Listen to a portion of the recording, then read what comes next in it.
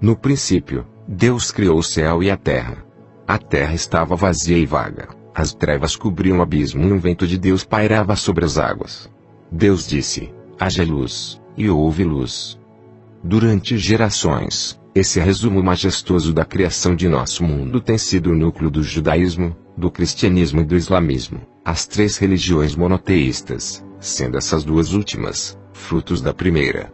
No século XVII, o arcebispo James Ussher de Armagh, na Irlanda, calculou por esses versos iniciais o dia até o momento exato da criação do mundo, no ano 4004 a.C. Muitas edições antigas da Bíblia ainda trazem impressas nas margens a cronologia de Ussher, mas muitos ainda acreditam que a Terra e o sistema solar do qual faz parte são bem mais velhos.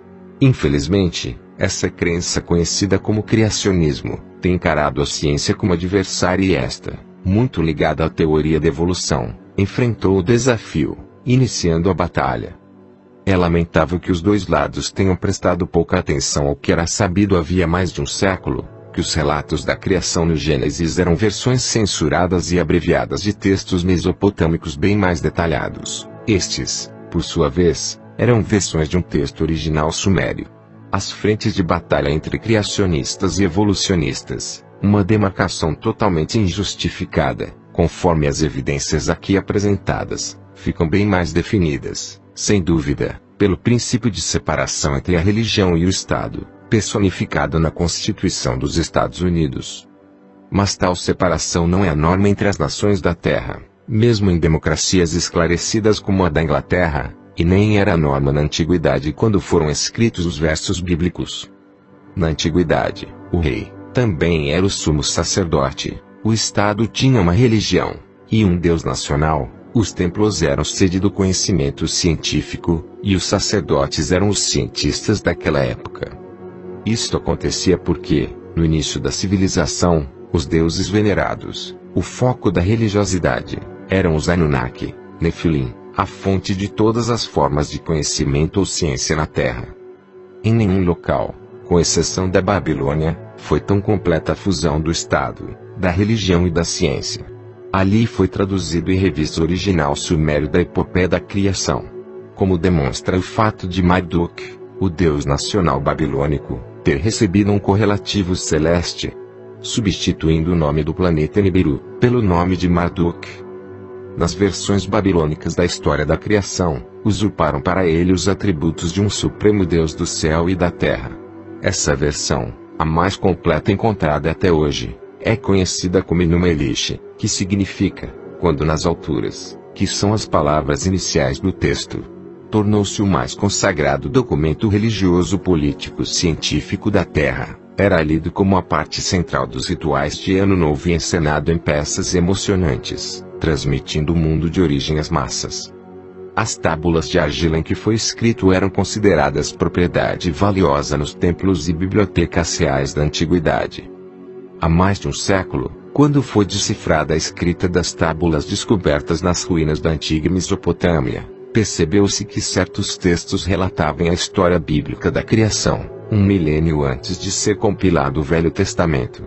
Os mais importantes foram os textos encontrados na biblioteca do rei assírio Assurbanipal, em Nínive, cidade famosa na Bíblia. Eles registravam uma história da criação semelhante e igual em certos trechos do livro do Gênesis. George Smith, do Museu Britânico, reuniu essas tábulas com os textos da criação e publicou, em 1876, o Gênesis Caldeu. George Smith estabelecia, conclusivamente, que existia, de fato, um texto acadiano com a história do Gênesis no velho dialeto babilônico, tendo precedido o texto bíblico em pelo menos 1000 anos. Nas escavações realizadas entre 1902 e 1914, foram descobertas tábulas com a versão assíria da epopeia da criação em que o nome Assur, o deus nacional assírio, substituiu o babilônico Marduk. Descobertas subsequentes estabeleceram a antiguidade do texto épico e também sua indiscutível origem suméria. Em 1902, em seu trabalho As Sete Tábulas da Criação, L. W. King mostrou que os vários fragmentos formavam realmente 7 tábulas, 6 delas relatavam o processo da criação, A sétima era inteiramente dedicada à exaltação do Senhor Marduk, na versão babilônica, e Assur na Síria. É natural associarmos essa divisão de 7 tábulas com a base da divisão de tempo na história bíblica em 7 partes, 6 das quais se referem à obra divina e a 7ª é devotada ao descanso e à revisão do trabalho realizado. É verdade que o livro do Gênesis escrito em hebraico usa o termo Yom, geralmente traduzido como dia, para indicar cada fase. Certa vez fui convidado a participar de um programa radiofônico de entrevistas com auditório numa das cidades do Cinturão Bíblico e uma mulher me desafiou exatamente a respeito desse assunto. Expliquei-lhe que o dia da Bíblia não significa o espaço de 24 horas terrestres, mas o conceito de uma fase do processo da criação. Ela insistiu em que a Bíblia se referia exatamente ao período de 24 horas. Salientei o fato de que esse texto do primeiro capítulo do Gênesis não tratava da noção humana de tempo e sim da do Criador, e aprendemos no livro dos Salmos, 94, que 1000 anos são aos teus olhos como o dia de ontem que passou. Perguntei-lhe se pelo menos podia aceitar a ideia de que a criação realizou-se em 6.000 anos. Mas não houve concessão, para meu desapontamento. Ela insistiu na ideia de que 6 dias significavam literalmente 6 dias de 24 horas. Apesar de tudo, o relato bíblico da criação é um documento religioso, e seu conteúdo deve ser considerado como uma questão de fé, em que se acredita ou não. Ou seria, um documento científico, que nos transmite o conhecimento essencial sobre o princípio das coisas no céu e na terra. Sem dúvida, este é o cerne da discussão entre criacionistas e evolucionistas. Os dois campos teriam deposto as armas há muito tempo, se compreendessem que o que os redatores e compiladores do livro do Gênesis fizeram, não diferia do que tinham feito os babilônios. Usando a única fonte científica de seu tempo, os descendentes de Abraão, nascido de uma família real e sacerdotal de Ur, capital da Suméria, também o resumiram e fizeram dele a base da religião nacional. Tanto peritos como teólogos reconhecem na atualidade que os relatos bíblicos do Gênesis de Adão e Eva, do Jardim do Éden, do dilúvio e da Torre de Babel se apoiaram em textos escritos milênios antes na Mesopotâmia, em especial escritos pelos antigos sumérios.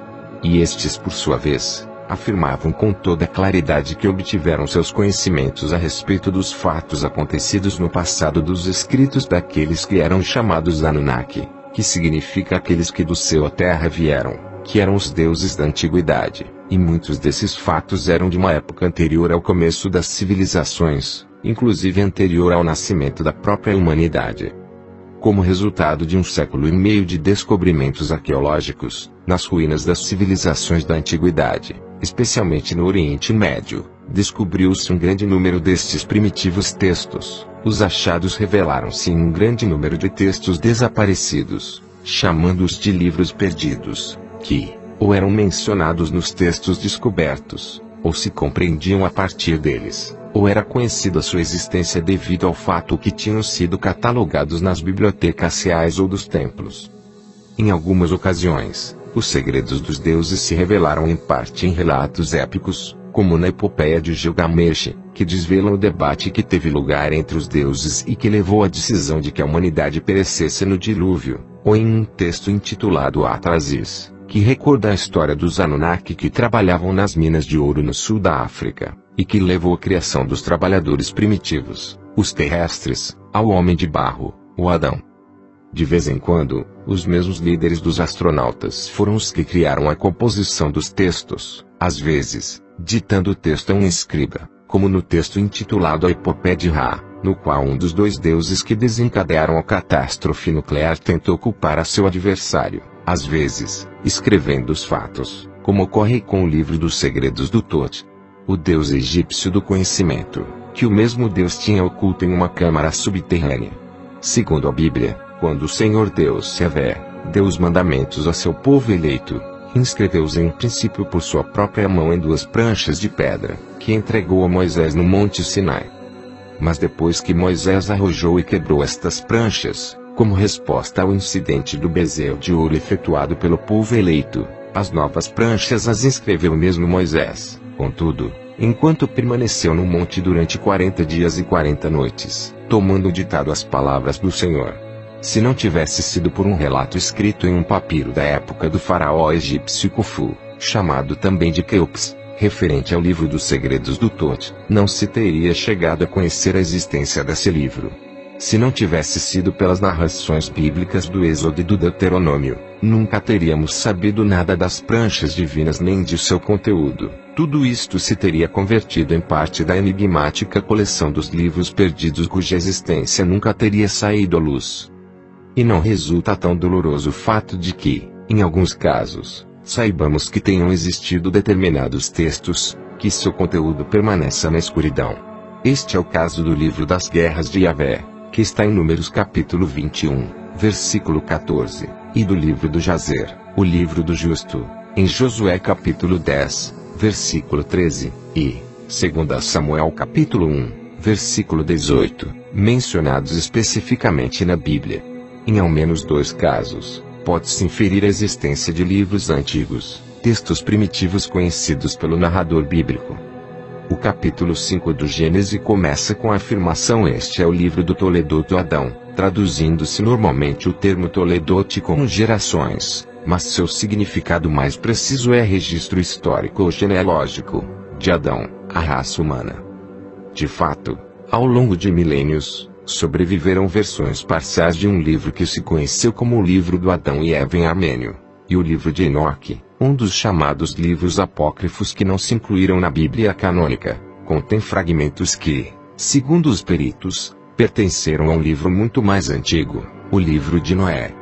Um exemplo que se menciona com frequência sobre o grande número de livros antigos perdidos é o da famosa Biblioteca de Alexandria, no Egito.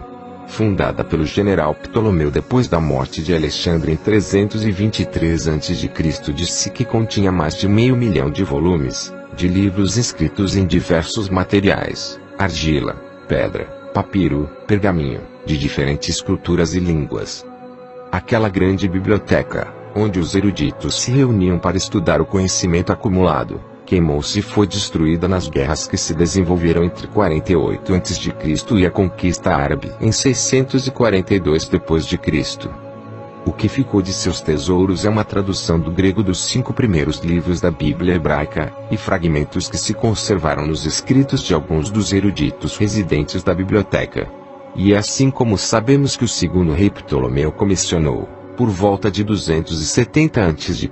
a um sacerdote egípcio, que os gregos chamaram Manetum, para que recolhesse a história e a pré-história do Egito. Em princípio, escreveu Manetum, só os deuses reinaram ali, logo, os semideuses e, finalmente, por volta do 3100 a.C. começaram as dinastias faraônicas. Escreveu que os reinados divinos começaram 10.000 anos antes do dilúvio, em 10.986 a.C., e que se prolongaram durante milhares de anos, presenciando-se no último período batalha e guerras entre os deuses. Nos domínios asiáticos de Alexandre, onde o cetro caiu em mãos do general Seleuco e de seus sucessores, também teve lugar um empenho similar por proporcionar aos sábios gregos um registro dos acontecimentos do passado. Um sacerdote do deus babilônico Marduk, Berosus, com acesso às bibliotecas de tabuletas de argila, cujo centro era a biblioteca do templo de Jaran, agora no sudeste da Turquia, escreveu uma história de deuses e homens em 3 volumes que começava em 432.000 anos antes do dilúvio, quando os deuses chegaram à terra dos céus, em uma lista em que figuravam os nomes e a duração dos reinados dos 10 primeiros comandantes divinos. Berosus dizia que o primeiro líder, vestido como um peixe, chegou à costa deste mar. Era o deus que daria a civilização à humanidade, e seu nome, passado para o grego, era Oanes. Encaixando muitos detalhes, ambos os sacerdotes fizeram entrega de relatos de deuses do céu que haviam vindo à terra, de um tempo em que só os deuses reinavam na terra e do catastrófico dilúvio. Nas partes e nos fragmentos conservados, em outros escritos contemporâneos, dos 3 volumes, Berosus dava conta especificamente da existência de escritos anteriores à grande inundação, tabuletas de pedra que se ocultaram para as protegerem uma antiga cidade chamada Sipar, uma das cidades originais que fundaram os antigos deuses.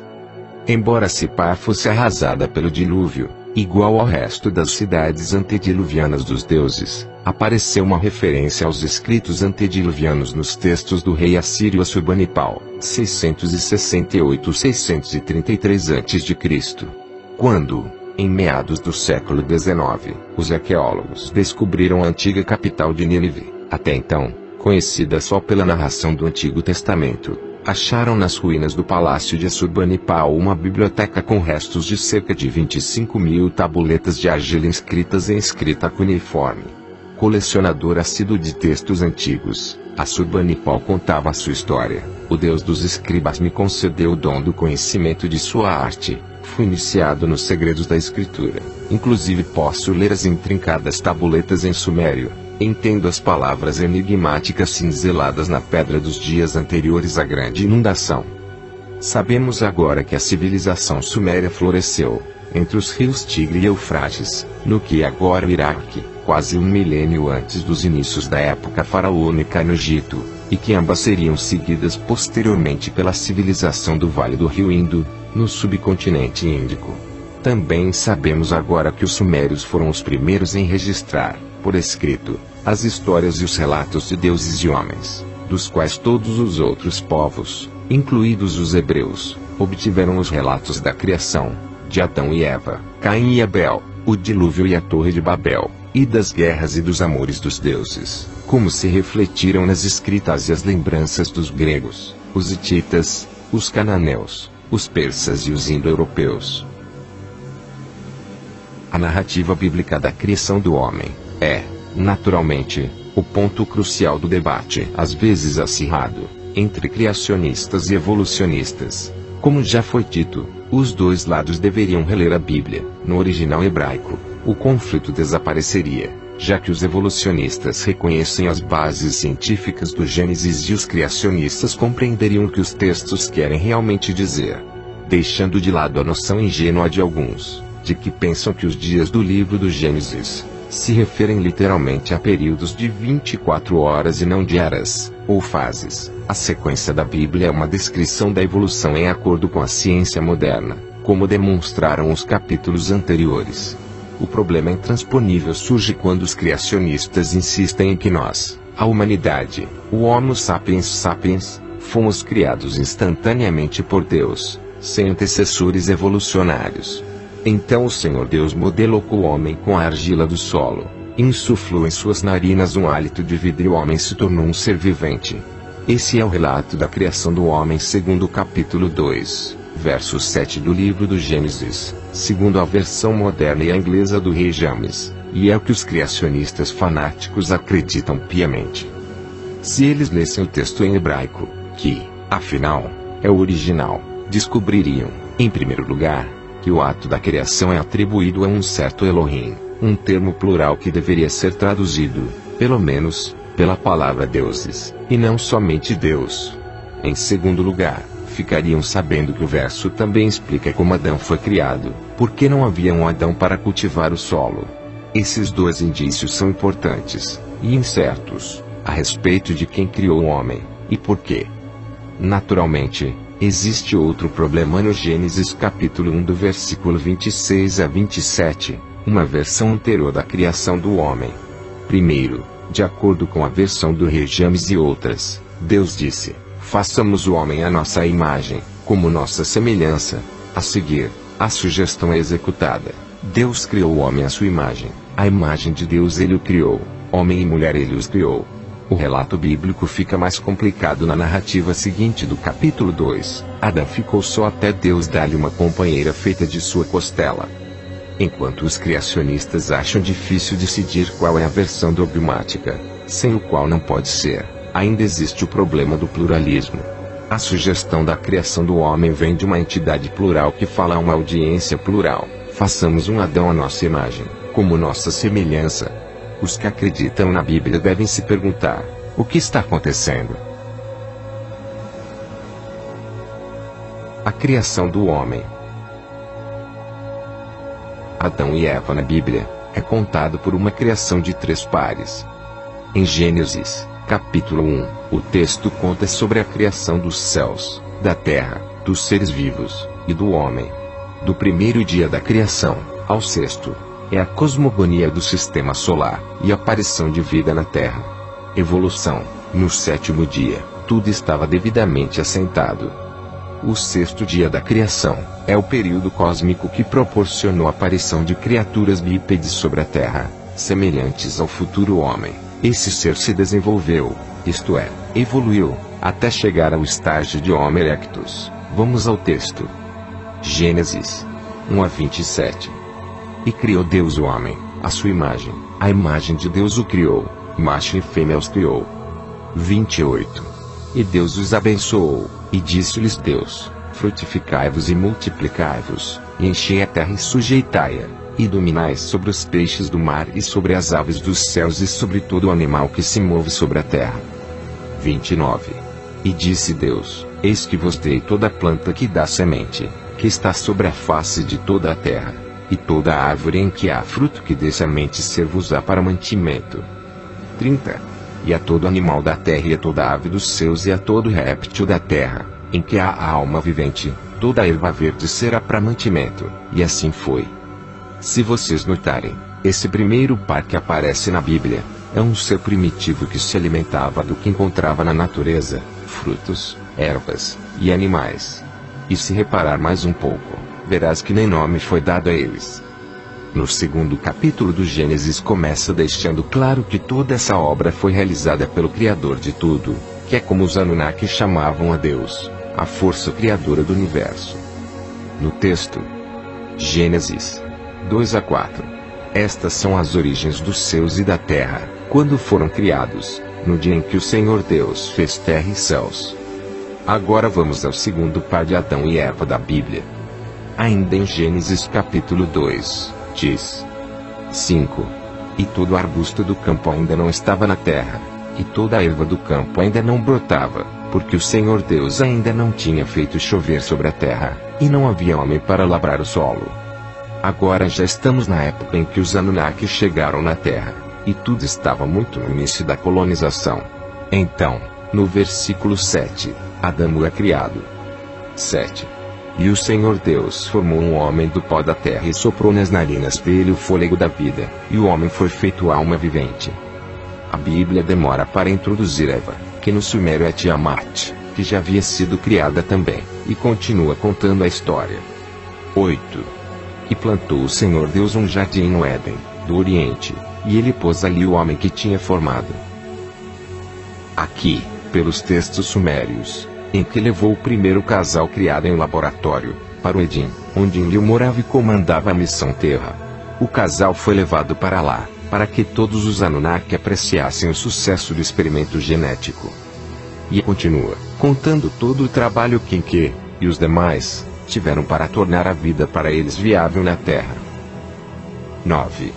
E o Senhor Deus fez brotar da terra toda árvore agradável à vista e boa para se comer, e a árvore da vida no meio do jardim, e a árvore do conhecimento do bem e do mal. E a árvore da vida, e a árvore do conhecimento, se referem à interferência genética que os Anunnaki fizeram, para que o primeiro casal, que era estéril, pudesse se reproduzir sozinho, sem a ajuda das deusas da criação, que no início emprestavam seus ventres para se ir gerando pares de trabalhadores primitivos. A árvore da vida se refere à vida longa que os Anunnaki têm, e isso não foi incorporado em nosso DNA. Já a árvore do conhecimento foi o acréscimo de cromossomos que possibilitaram o poder de autorreprodução nos seres criados em laboratório. Agora vamos pular do versículo 9 para o 21, e veremos experiência que acrescentou os cromossomos X e Y ao DNA de Adão e Tiamat, mas que é contado na Bíblia, como se fosse a criação de Eva a partir da costela de Adão. 21. Então, o Senhor Deus fez cair um sono profundo sobre o homem, e ele adormeceu, e ele tomou uma das suas costelas e fechou a carne em seu lugar. 22. E fez o Senhor Deus, da costela que tomara do homem, uma mulher, e a trouxe para o homem. Nós sabemos pelos textos sumérios, que Ninshizid anestesiou, ou fez cair um profundo sono em Adamu, Tiamat, Enki e Ursar, para que o procedimento fosse feito. Acrescentando o cromossomo Y de Enki em Adamu, e o cromossomo X de Niursar, em Tiamat. E então começa o capítulo 3 do Gênesis, relatando como a serpente, em que ofereceu o fruto da árvore do conhecimento a Eva. Ora, a serpente era mais astuta que todas as alimárias do campo que o Senhor Deus tinha feito, e esta disse à mulher: é isso que Deus disse, não comereis de toda a árvore do jardim? 2 E disse a mulher à serpente: do fruto das árvores do jardim comeremos. 3 Mas do fruto da árvore que está no meio do jardim, disse Deus, não comereis dele, nem nele tocareis, para que não morrais. 4 Então disse a serpente à mulher: certamente não morrereis. 5 Porque Deus sabe que, no dia em que dele comerdes, se abrirão os vossos olhos, e sereis como Deus, sabedores do bem e do mal. A partir desse momento, Adão e Eva, ou melhor, Adão e Tiamat, já estavam aptos para se reproduzirem sozinhos. Por algum motivo, também percebem que estavam nus. Parece que o upgrade foi maior do que se esperava da interferência genética. Que Adão e Tiamat perderam a inocência, ou seja, estavam realmente conscientes de sua natureza, e mais próximos em semelhança aos Anunnaki. A Bíblia continua contando a história, vamos pular para o versículo 20. 20 E chamou Adão o nome de sua mulher Eva, porque ela foi a mãe de todos os viventes.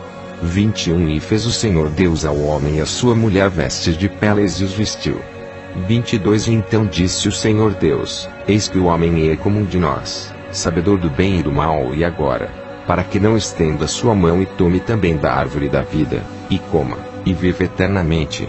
23 O Senhor Deus o lançou fora do jardim do Éden, para lavrar a terra de que fora tomado. 24 E ele expulsou o homem e pôs ao oriente do jardim do Éden os querubins e uma espada flamejante ao redor, para guardar o caminho da árvore da vida. Nós sabemos pelos textos sumérios, que houve uma discussão entre Enlil e Enki, e o tal querubim guardando a árvore da vida, foi apenas um advertimento de Enlil a Enki, sobre não dar aos recém-criados, a vida longa também, ao que Nígide esclareceu prontamente que isso não havia sido feito. Adão e Tiamat foram realmente expulsos do Éden, e Enki os levou novamente para o sul da África, o Abzu, onde haviam sido gerados em laboratório, a partir do cruzamento de DNA Anunnaki com o seu primitivo que já havia na Terra, o Homo erectus. Esse é o elo perdido na teoria da evolução, que não explica o salto que o homem deu, do Homo erectus para o Neandertal, sem deixar vestígios de ossadas intermediárias entre um e outro. O homem de Neandertal é Adamo, o Adão criado em laboratório, e que a Bíblia relata no Gênesis, do capítulo 2 ao capítulo 3. Muito bem, agora sim vamos ao terceiro par de Adão e Eva, relatados na Bíblia. O próximo par entra na história, em Gênesis, capítulo 4, quando se começa a falar de Caim e Abel. Vamos ao texto. 1 E conheceu Adão a Eva, sua mulher, e ela concebeu e teve a Caim, e ela disse: alcancei do Senhor um varão. 2 E tornou a conceber, a seu irmão Abel, e foi Abel pastor de ovelhas, e Caim foi lavrador da terra. A Bíblia resume totalmente a história desse terceiro casal, suprimindo sua origem, mas nós sabemos pelos textos sumérios, que ele surgiu do acasalamento entre Enki e duas fêmeas neandertais, sendo que uma delas deu à luz um menino, e a outra deu à luz uma menina. Com Adapa, começa a geração de Cro-Magnon sobre a Terra. Adapa é o Adão bíblico, a partir do capítulo 4, do Gênesis. Agora sim estamos falando de Adapa e Titi, um experimento natural que Enki escondeu o quanto pôde de todo mundo. E é talvez por isso mesmo que a história de Adapa e Titi está tão resumida na Bíblia, que começa o relato, pulando direto para os filhos do casal. Certamente, um Anunnaki ter relações sexuais com Neandertais, um ser tão primitivo, não era muito bem visto. Caim mata Abel, e é expulso para a terra de Errante, e depois da descendência dele, foi parar na América do Sul. E a genealogia de Adão, ou melhor, Adapa, é contada a partir de seu terceiro filho Sete. O resto da história, vocês já sabem.